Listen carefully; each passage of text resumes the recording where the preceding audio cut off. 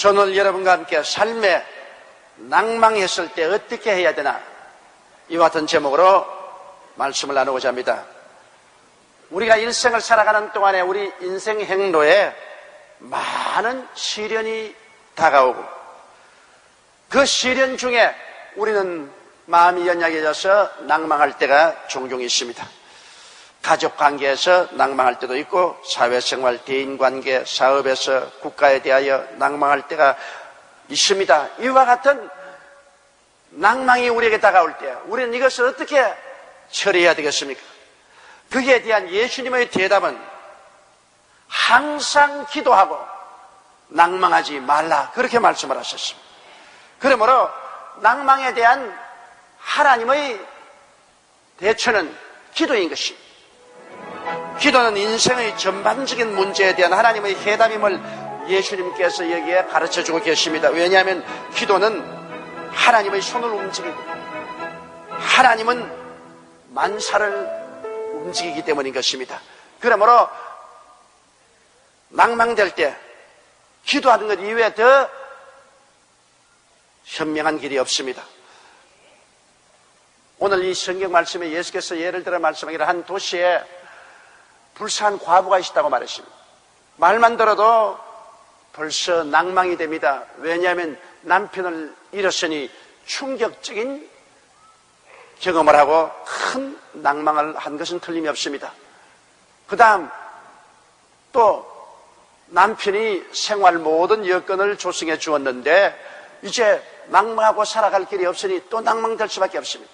또 이제는 남편이 없으니 사람들이 무시하고 그리고 가볍게 대해서 또 억울한 일을 당할 수도 있고 하니까 낭망될 수밖에 없습니다. 예수님께서는 특별히 낭망될 수 있는 그러한 인물을 택해서 이야기를 하고 있습니다. 이 과부가 억울한 일을 당했습니다. 그러니 얼마나 마음에 낭망되겠습니까? 그래서 그곳 재판관에게 와서 나의 원한을 갚아주소서, 그렇게 부탁을 했는데 재판관은 하나님을 두려워하지 아니하고 사람을 무시하는 자라, 더구나 과부를 완전히 무시해버리고 말았습니다. 그래서 이 과부가 아무리 호소해도 눈도 떠보지 않았습니다. 그러나 이 과부는 아침에, 점심때, 저녁에 재판관이 재판소에서 들어갈 때, 나올 때 그 앞에 엎드려서 내 원한을 갚아주셔서 외쳤습니다. 봄이 지나가고 여름이 다가와도 재판관은 관심이 없습니다. 여름이 지나가고 가을이 다가오는데 이 과부가 밤낮으로 와서 부러진, 이제 재판관의 마음속에 분내가 되었습니다. 자, 이 여자가 언제까지 이렇게 하니? 가을이 가고 겨울이 오고 찬바람이 불고 눈이 내려도 그는 뒤로 물러가지 않고 재판관 집 앞에 엎드려서 재판관이 출근할 때 내 원한을 갚아달라고 부르짖습니다. 그가 퇴근할 때 또 내 원한을 갚아달라고 부르짖습니다. 나중에 재판관이 마음에 번뇌로워 견딜 수 없습니다. 그는 말하기를 내가 하나님을 두려워하지 않고 사람을 무시하되 이 과부가 밤낮 와서 나를 번거롭게 하니 내가 고통스러워 견딜 수가 없다. 내가 그 원한을 갚아주겠다. 그래서 재판관은 그 과부를 위해서 갚아준 것이 아니라 자기를 위해서 그 과부의 원한을 갚아주고 문제를 해결했다고 주님께서 말씀을 하시고, 불의한 재판관의 말한 것을 들으라. 하물며 그 밤낮 부러지는 택하신 성도의 간구를 천부께서 오랫동안 들어주지 않겠느냐? 아니라 신속히 들어주시겠다. 그러나 문제는 내가 올 때 그와 같은 믿음을 가지고 건질게 내게 부르시는 사람을 발견할 수 있겠냐고 말씀하셨습니다. 우리가 어려움을 당하고 고난당할 때 하나님께 와서 부르짖어도 기도 응답이 지연되고 기도에 별로 진전이 없을 때 낙심이 되죠. 또 기도가 응답되지 않은 이유를 모르고 무엇 때문에 하나님은 나를 버리셨나? 왜 내 기도는 응답을 안 당하는가? 왜 나는 이 문제의 해답을 얻지 못하는가? 이런 마음의 고통 때문에 낙심할 때가 있는 것입니다. 그런데 우리가 오늘 이 말씀을 통해서 알아야 될 것은 우리의 기도를 막는 불의한 재판관이 있다는 것을 알아야 됩니다. 이 과부가 와서 부르실 때 그 기도를 재판관이 막아버렸습니다. 그처럼 여러분, 우리가 하나님께 나와서 밤낮 부르짖어 기도할 때 우리의 기도를 막고 우리 기도가 응답되지 못하게 하려는 불의한 재판관이 우리에게도 있다는 것을 알아야 되는 것입니다. 그 첫 번째 불의한 재판관은 바로 원수 마귀인 것입니다. 여러분, 주님께서도 말씀하기를 도적이 오는 것은 도적질하고 죽이고 멸망시키는 것뿐이라고 말했습니다. 그 도적이 바로 마귀를 상징하는 것입니다. 여러분, 이 마귀, 즉 사탄이란 말은 대적자, 송사자, 참소자, 악한 자라고 번역되고 있습니다. 이 마귀 디아볼로스는 회방하는 자, 시험하는 자, 악한 자로서 어찌하든지 우리 주를 믿는 사람들을 회방하고 시험하고 악을 행하고 참수하고 대적하는 길을 계속하고 있는 것입니다. 경승하라 깨어라, 너희 대적 마귀가 우는 사자같이 두루다니며 삼킬 자를 찾는다고 성경은 말하고 있는 것입니다. 요한계시록 12장 10절에 보면 내가 또 들으니 하늘에서 큰 음성에서 가로되 이제 우리 하나님의 구원과 능력과 나라와 또 그리스도의 권세가 이루었으니 우리 형제들을 참수하던 자, 곧 우리 하나님 앞에서 밤낮 참수하던 자가 쫓겨났다고 말한 것입니다. 밤낮으로 우리들을 참수하고 하나님 앞에서 우리가 기도 응답을 받지 못하도록 회방하고 있는 것입니다. 욥기 1장 9절에 보면 사탄이 와서 욥을 참수했습니다. 사탄이 야훼께 대답하여 가로되 욥이 어찌 까닭없이 하나님을 경외하리. 이와 같이 욥을 참수했습니다. 스가리야서 3장 1절에 보면 여호수아를 대적한 사탄의 모습을 보여주고 있는 것입니다. 대제사장 여호수아는 야훼의 사자 앞에 섰고 사탄은 그의 우편에 서서 그를 대적하는 것을 야훼께서 내게 보이시니라. 바로 대제사장이 하나님 앞에 서는데 그 우편에 서서 마귀가 대적을 하고 참소를 하고 있는 것입니다. 그러므로 오늘 여러분과 저희 기도를 응답받지 못하도록 자꾸만 참수하는 원수 마귀가 있기 때문에 우리 기도에 회방이 다가오는 것입니다.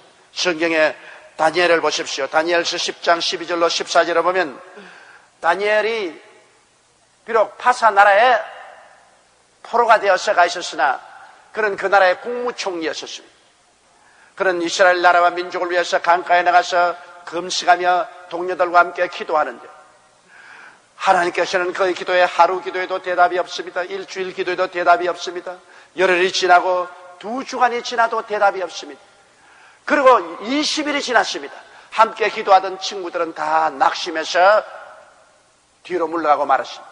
다니엘은 계속해서 근질기게 기도하니까 20하루 만에 하나님의 응답이 나타났습니다.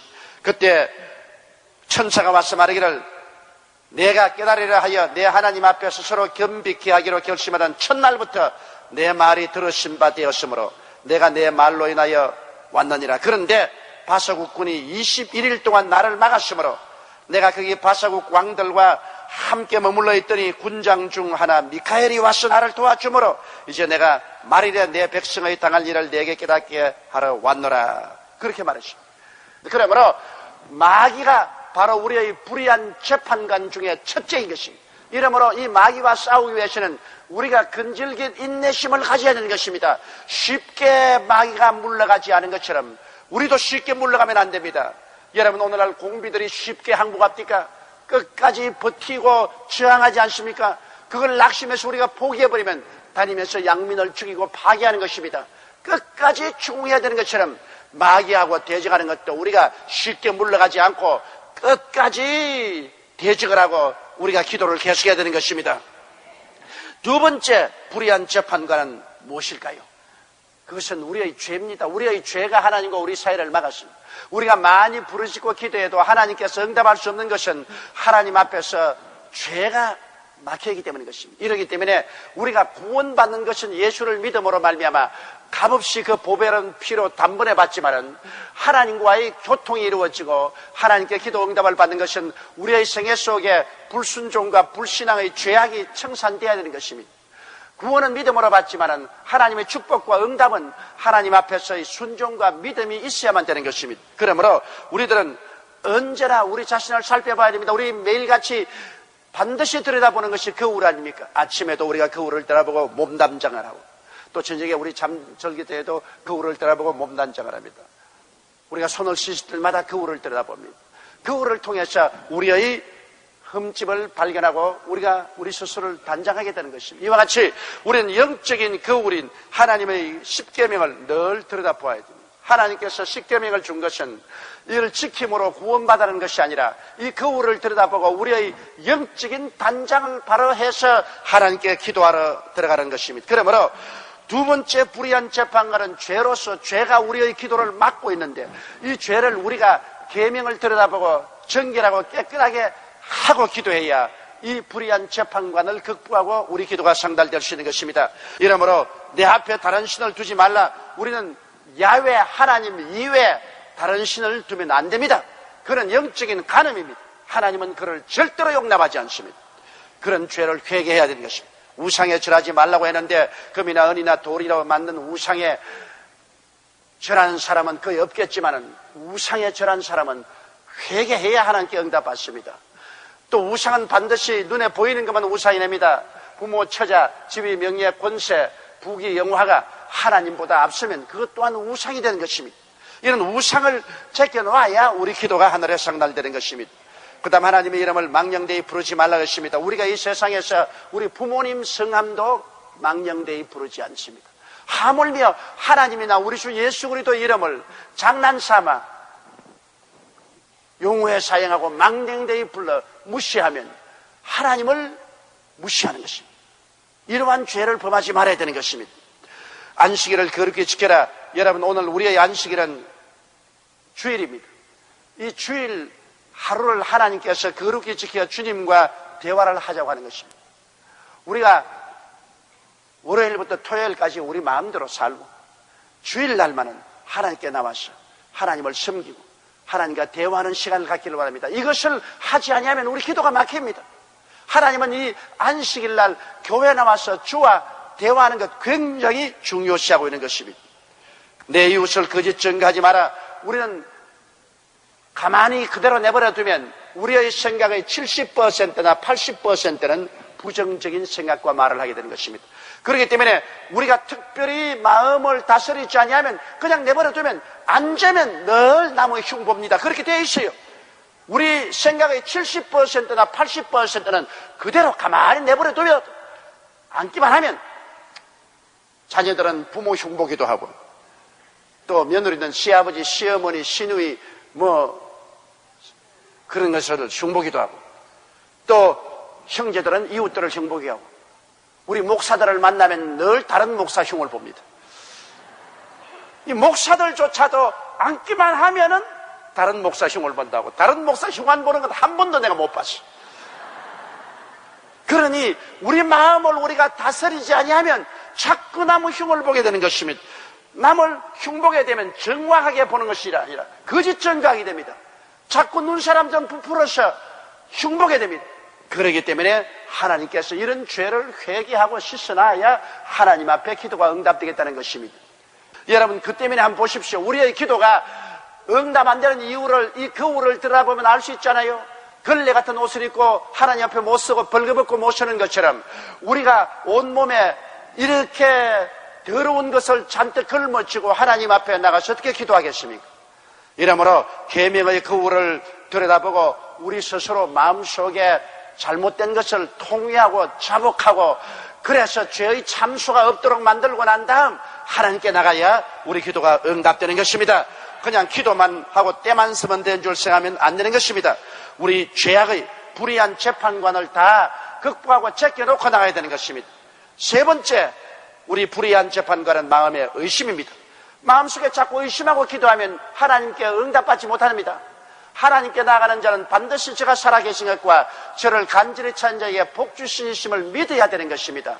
성경은 의심하는 자는 마치 바람에 밀려 요동하는 바다 물결 같으니 이러한 사람은 무엇이든지 하나님께 구하여 얻을까 생각지 말라고 말씀하고 있는 것입니다.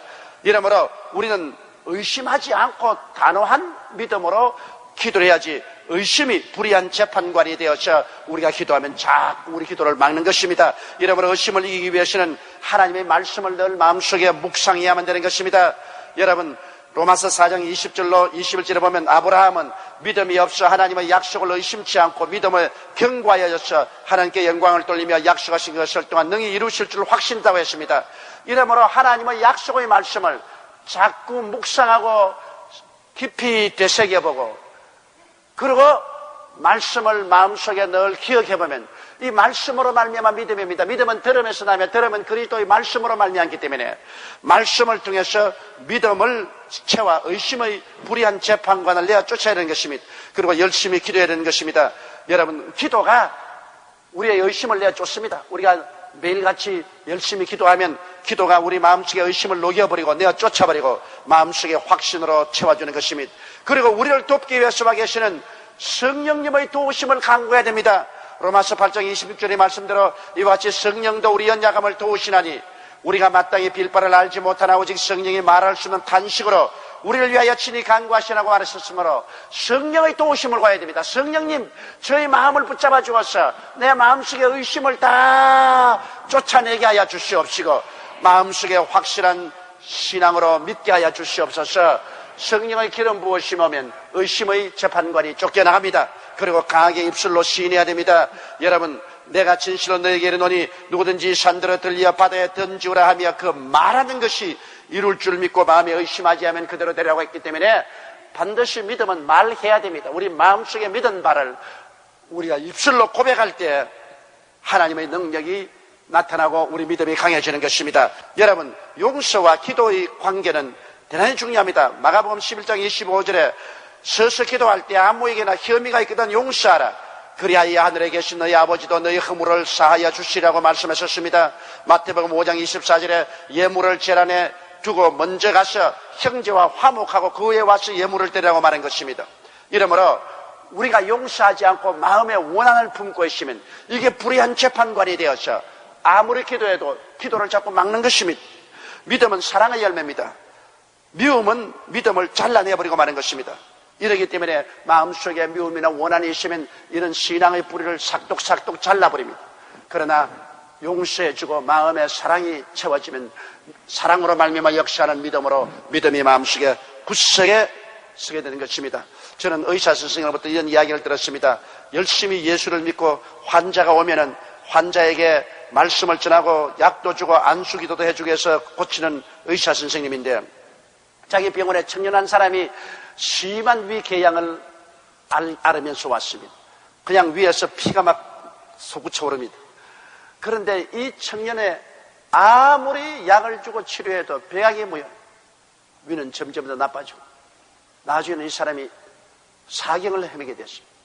그래서 의사 선생님이 물었습니다. 당신에게는 아무리 약을 줘도 소용없고 수술해도 소용이 없다. 당신 죽는다. 그러나 내가 한 가지 묻고 싶은 것은 이 위를 이렇게 파헤치고 상처를 입히는 근본적인 원인이 당신 속에 있다. 당신 누구를 미워하느냐?